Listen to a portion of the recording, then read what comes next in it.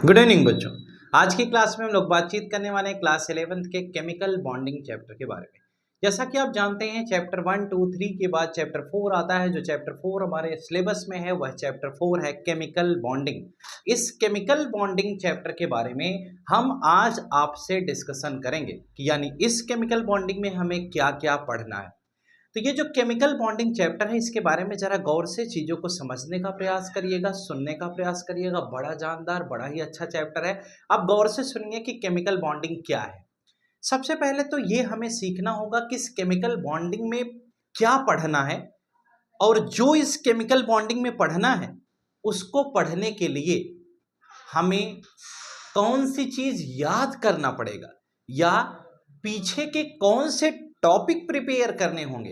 यानी कि chemical bonding तैयार करने के लिए हमें क्या क्लास 11th का कोई चैप्टर रेडी करना पड़ेगा, क्या केमिकल बॉन्डिंग पढ़ने के लिए क्लास 9th या 10th में से किसी चैप्टर का आना हमें जरूरी है। यानी कि हमारा बेस क्या होगा इस केमिकल बॉन्डिंग के लिए। तो सबसे पहला क्वेश्चन ये हुआ कि केमिकल बॉन्डिंग के लिए हमें बेस क्या मिलेगा। तो बेस में बेटा देखो, केमिकल बॉन्डिंग अगर आपको पढ़ना है तो चैप्टर 1, 2, 3 आपको आना चाहिए। यानी फर्स्ट, सेकंड, थर्ड अगर चैप्टर आपको आ रहा है, फर्स्ट थोड़ा कम भी आ रहा है, अगर सेकंड और थर्ड चैप्टर आपको आ रहा है तो सेकंड और थर्ड चैप्टर मतलब एटॉमिक स्ट्रक्चर और पीरियोडिक टेबल अगर आपको अच्छे से आ रहा है तो केमिकल बॉन्डिंग आपको अच्छे से आ जाएगा। केमिकल बॉन्डिंग के बेसिक पार्ट में अगर हम जाएं तो क्लास 10th का एक चैप्टर हुआ करता था जिसका नाम था मेटल्स एंड नॉन मेटल। यानी कि क्लास 10th का चैप्टर जो 3 था, चैप्टर 3 आप याद करो तो चैप्टर 3 क्या था, मेटल्स एंड नॉन मेटल्स। तो जो metals and non metals chapter था वह भी एक बड़ा जानदार चैप्टर था। उस मेटल्स एंड नॉन मेटल्स के 3 पार्ट हुआ करते थे। पहला पार्ट था बेटा properties of metal and non metal, जिसमें फिजिकल एंड केमिकल प्रॉपर्टी पढ़ाई जाती थी। दूसरा पार्ट था केमिकल बॉन्डिंग, जहां पर हमने आयोनिक, कोवेलेंट, कोऑर्डिनेट बॉन्ड के बारे में पढ़ा, मॉलिक्यूलर स्ट्रक्चर्स के बारे में पढ़ा। तो वो चैप्टर आज हमारे काम में आ जाएगा। ठीक है, तो ionic bond, covalent bond, coordinate bond, molecular structure के बारे में पढ़ा। और थर्ड पार्ट मेटलर्जिकल प्रोसेस थी। तो आपका जो सेकंड पार्ट बॉन्डिंग वाला था वो यहां पर बड़ा काम आने वाला है। यानी ये जो केमिकल बॉन्डिंग चैप्टर हम लोग आज स्टार्ट कर रहे हैं, यानी लेक्चर 1 में जिसका हम इंट्रोडक्शन दे रहे हैं बेटा, इस चैप्टर को पढ़ने और समझने जानने के लिए हमें थोड़ी सी बात पीछे से करनी पड़ेगी, और वो आप पहले से रेडी करके रखिएगा। वो टॉपिक हम आपको बता दे रहे हैं। टॉपिक में क्लास 10th का केमिकल बॉन्डिंग वाला पोर्शन, यानी 10th में थर्ड चैप्टर का सेकंड पार्ट, और क्लास 11th का सेकंड और थर्ड चैप्टर अगर आपको रेडी होगा तो ये चैप्टर पीछे से लिंक है, यानी वहां से रिलेटेड है। तो आपको ये चैप्टर समझने में बड़ी ही आसानी होगी और बड़े अच्छे से आप ये समझ ले जाएंगे। अगर थोड़ा बहुत कम भी तैयार होगा तो भी बहुत ज़्यादा घबराने की ज़रूरत नहीं है कि आप पीछे ही याद करते रह जाएं। इस चैप्टर की एक एक लेक्चर की क्लासेस आप बढ़िया तरीके से करिए, आपको हम गारंटी बताते हैं कि आपको हम समझा देंगे और आप समझ भी जाएंगे। बस केवल इस बात का ध्यान रखना है कि जब हम आपको पढ़ा रहे हों तो उस समय कंसंट्रेट होकर के कुर्सी, बेंच, टेबल जो भी आपके पास मौजूद है आप उस पर बैठें, और उस दौरान आप पेन कॉपी साथ में रखें, फिर वीडियो को देखें। ऐसा नहीं कि आप लेटे लेटे केमिकल बॉन्डिंग की वीडियो देखेंगे तो केमिकल बॉन्डिंग तुम्हारे ना आई बच्चा। अगर आप इसको बैठ जाएंगे अस्थाई और उस समय आप केमिकल बॉन्डिंग के लेक्चर्स को देखते हैं और आप ध्यान से एक एक चीज़ों को पढ़ते जाते हैं, नोट करते जाते हैं, तो आपको केमिकल बॉन्डिंग बेहतरीन समझ में आ जाएगा। चलिए, ये तो बात हो गई कि केमिकल बॉन्डिंग में क्या है और हमें कैसे समझना है। मुझे उम्मीद है कि आप इस केमिकल बॉन्डिंग के इस फर्स्ट लेक्चर को बढ़िया तरीके से सुनेंगे। इसके सुनने के पीछे क्या कारण है? इसको सुनने से फायदा ये है कि हम ये जान पाएंगे कि हमें पीछे कौन से चैप्टर को रेडी करना है, और इस चैप्टर को पढ़ने के लिए पिछले कौन से टॉपिक इंटरलिंक हैं। इसीलिए एक लेक्चर हम इंट्रोडक्शन पढ़ाते हैं और कोई दूसरा रीजन ही नहीं है। अब हम लोग बातचीत करेंगे इस क्लास 11th के केमिकल बॉन्डिंग चैप्टर में हम क्या पढ़ने वाले हैं। यानी क्लास 11th के केमिकल बॉन्डिंग में हमें क्या पढ़ाया जाएगा, क्या सिखाया जाएगा, ये हमें अब सीखना। अगर हम क्लास 11th के केमिकल बॉन्डिंग में अपनी बात करें कि हमें क्या सिखाया जाएगा या हम क्या सीखेंगे, तो जरा गौर करिएगा इस क्लास 11th के केमिकल बॉन्डिंग में हम क्या सीखेंगे। अब हमें समझना है कि जैसे चैप्टर हमारा 11th का है, नाम है इसका केमिकल बॉन्डिंग। तो केमिकल बॉन्डिंग में हमें सीखना क्या है? सबसे पहला टॉपिक हमें पढ़ना होगा कि जैसे कोई एटम दिया जाता है तो उसके वैलेंस इलेक्ट्रॉन होते हैं, तो वैलेंस इलेक्ट्रॉन्स को हम रिप्रेजेंट कैसे कैसे, हाउ टू रिप्रेजेंट, यानी how to represent valence electron in an atom, यानी किसी एटम में वैलेंस इलेक्ट्रॉन को हम रिप्रेजेंट कैसे करते हैं, ये एक क्वेश्चन होगा। वैलेंस इलेक्ट्रॉन को रिप्रेजेंट करने का यह एक तरीका हमें सीखना है। फिर कोसेल और लुईस अप्रोच आया था, सबसे पहला टॉपिक। कोसेल और लुईस ने क्या बताया था एटम के बारे में, कैसे बताया था, सबसे पहले हमें यह जानना होगा। यानी कोसेल लुईस अप्रोच हमारा सबसे पहला टॉपिक होगा। फिर हम पढ़ेंगे ऑक्टेट रूल। बेटा ऑक्टेट रूल की अगर हम बात करें तो जैसे आप सुनते होंगे, आपने 10th में भी पढ़ा कि हर कोई एटम अपने आउटर मोस्ट शेल में 8 इलेक्ट्रॉन रखना चाहता है। एक डुप्लेट रूल पढ़ते थे, 2 इलेक्ट्रॉन रखना चाहता है, हीलियम का केस, क्योंकि नोबल गैस कॉन्फ़िगरेशन हर कोई अटेन करना चाहता है। उसके लिए या तो इलेक्ट्रॉन को लूज करता है, या तो गेन करता है, या तो शेयरिंग करता है ना। लूज गेन करेगा तो आयन बनाएगा, कैटायन एनायन, और फिर उसमें इलेक्ट्रोवैलेंट या आयोनिक बॉन्ड बनता था। फिर उसके बाद हमने शेयरिंग ऑफ इलेक्ट्रॉन से कोवैलेंट बॉन्ड सीखा था। तो वो सारे टॉपिक यहाँ पर आपको दोबारा पढ़ाए जाएंगे।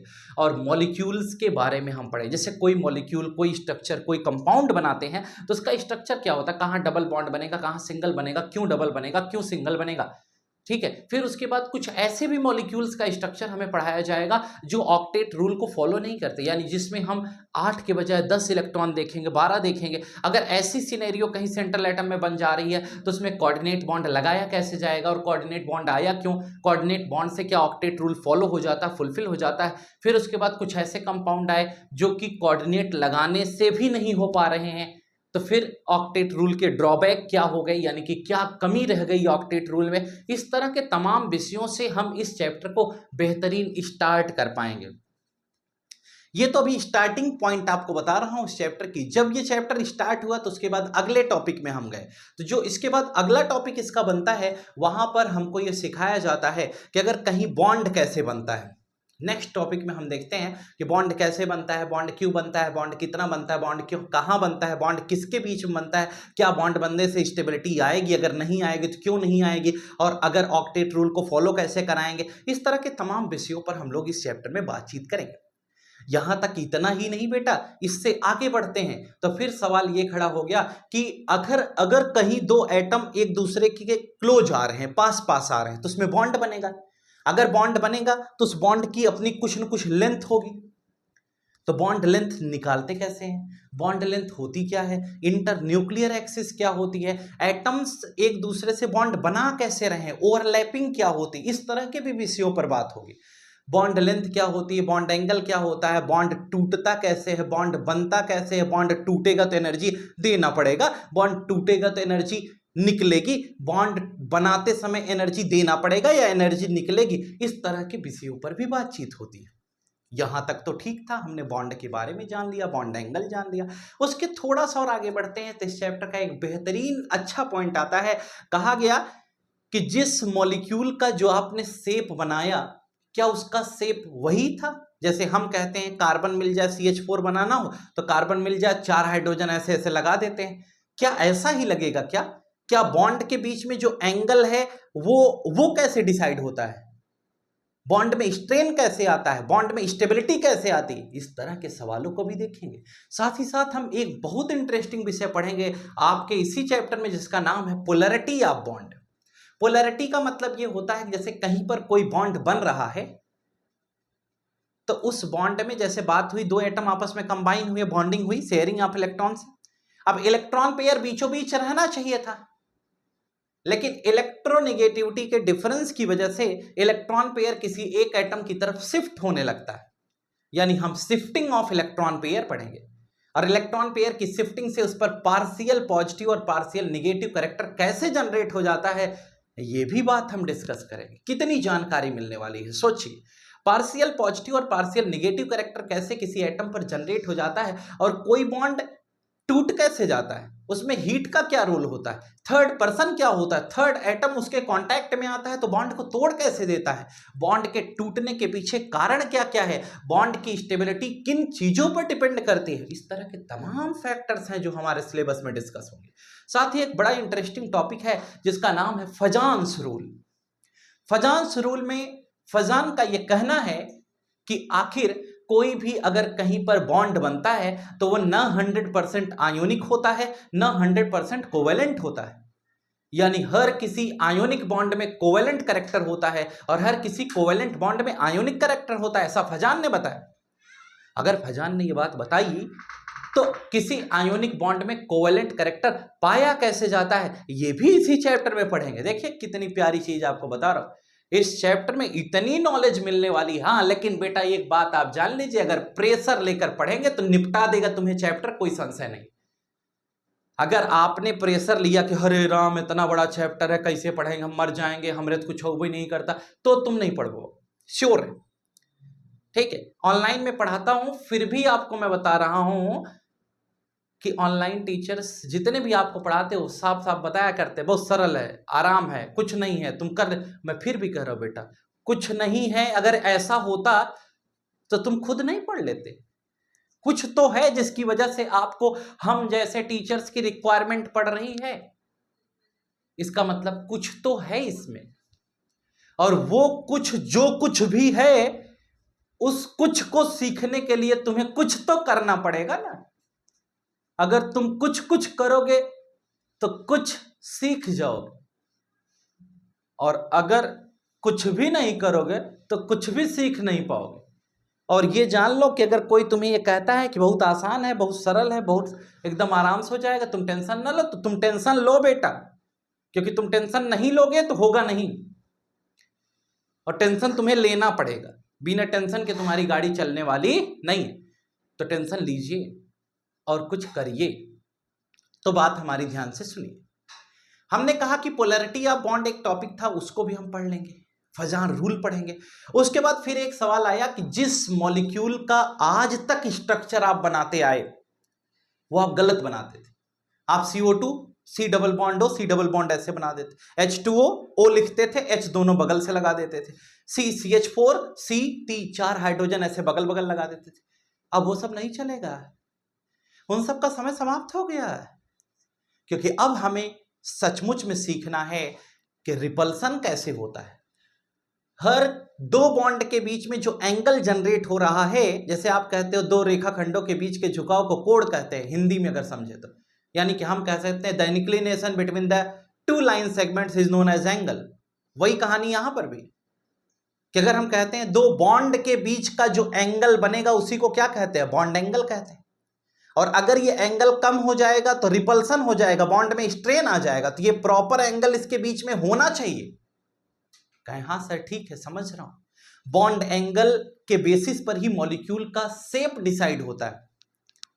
तो हम ये भी पढ़ेंगे कि जो इलेक्ट्रॉन बॉन्डेड हैं उसे बॉन्ड पेयर कहते हैं, और जो इलेक्ट्रॉन नॉन बॉन्डेड हैं उसे हम क्या कहते हैं, लोन पेयर कहते हैं। यानी कि हमें बॉन्ड पेयर और लोन पेयर भी पढ़ाया जाएगा। अगर हम बॉन्ड पेयर की बात करें तो जो बॉन्ड में इलेक्ट्रॉन है वो बॉन्ड पेयर इलेक्ट्रॉन है, और जो नॉन बॉन्डेड इलेक्ट्रॉन है उसे हम क्या कह सकते हैं, उसे हम लोन पेयर कह सकते हैं।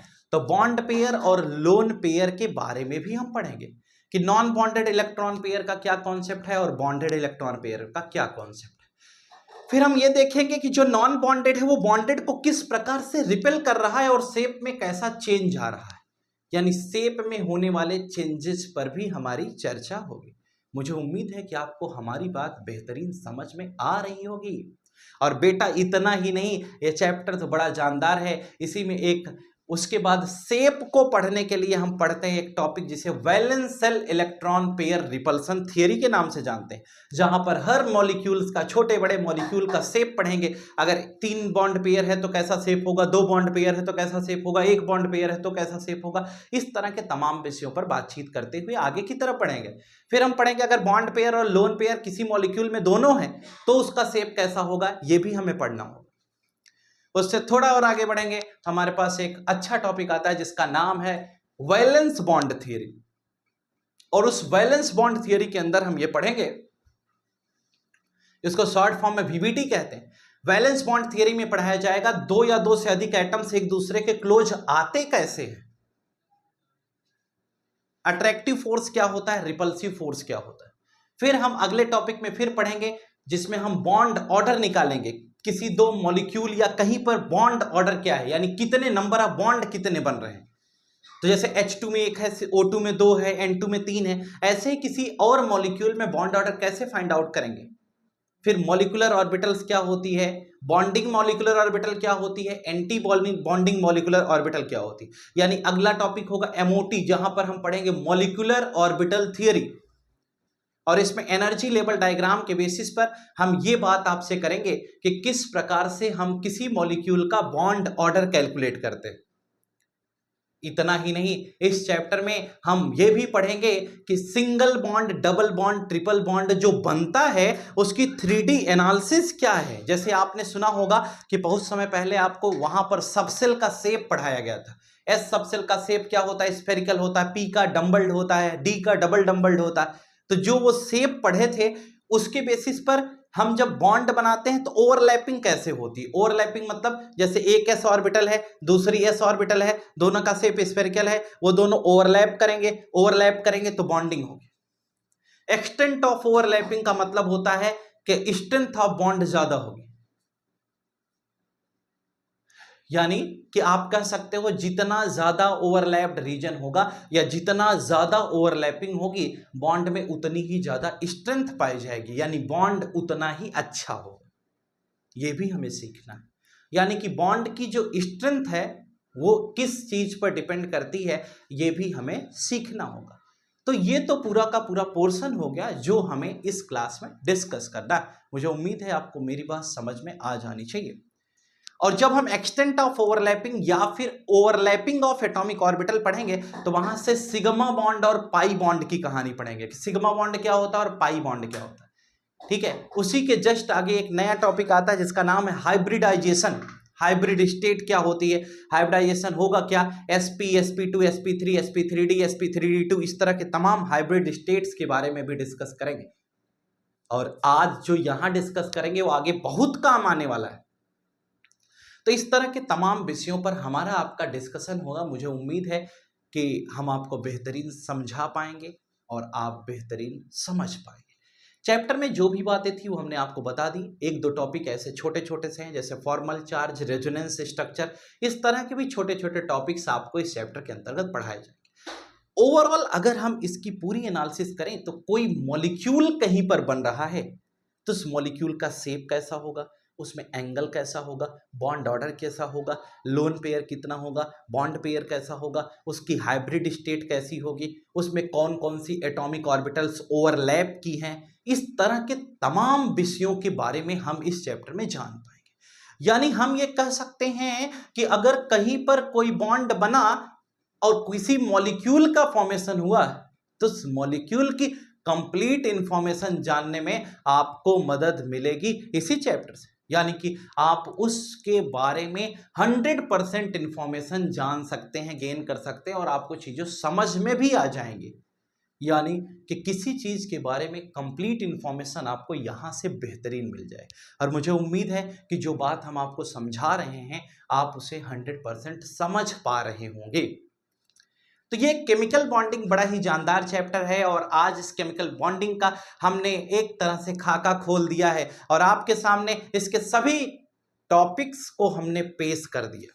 जितने भी टॉपिक इस चैप्टर में थे उन सभी टॉपिक का हमने थोड़ा थोड़ा सा वर्णन आपके सामने कर दिया है, यानी सबका इंट्रोडक्शन हो गया है कि क्या क्या सीखने वाले हैं। अब अगर हमारे अंदर इच्छा है इस चैप्टर को पढ़ने की तो बेटा एक इंटरेस्ट जनरेट होना चाहिए कि यार ये चैप्टर अगर सर ने हमको पढ़ा दिया और हमने बेहतरीन पढ़ लिया तो अगर कोई भी मॉलिक्यूल कहीं रास्ते में भी मिल गया तो उसका खाका खोल देंगे। यानी उस मॉलिक्यूल के बारे में जो जो हम बताएंगे वो मॉलिक्यूल भी सोचेगा कि इसको हमारे बारे में इतनी इंफॉर्मेशन कहां से हो गई। यानी कि बेटा अगर एक मॉलिक्यूल की कंप्लीट इंफॉर्मेशन आपको जाननी है तो आइए हम लोग केमिकल बॉन्डिंग पर बात करते हैं लेक्चर 2 से, और वहां पर एक एक मॉलिक्यूल की ऐसी हालात बनाएंगे कि वो मॉलिक्यूल भी अपने आप पर सोचेगा कि हमारी मुलाकात किससे हो गई।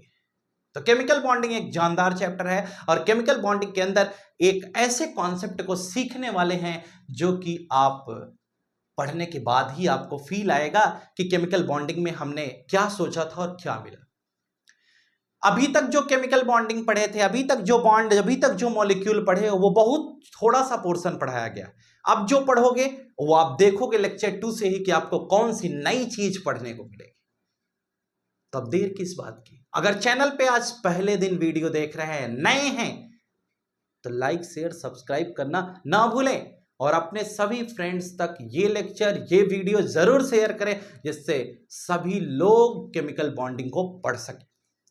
और हम लोग अब नेक्स्ट लेक्चर में यानी लेक्चर 2 में फिर मिलेंगे, जहां पर हम बात करेंगे अपने नए कॉन्सेप्ट का, यानी कि जहां से कोसल लुईस अप्रोच स्टार्ट हो जाएगा। आज के लिए फिलहाल इतना ही। Good night to all of you. Today class is over. Thank you.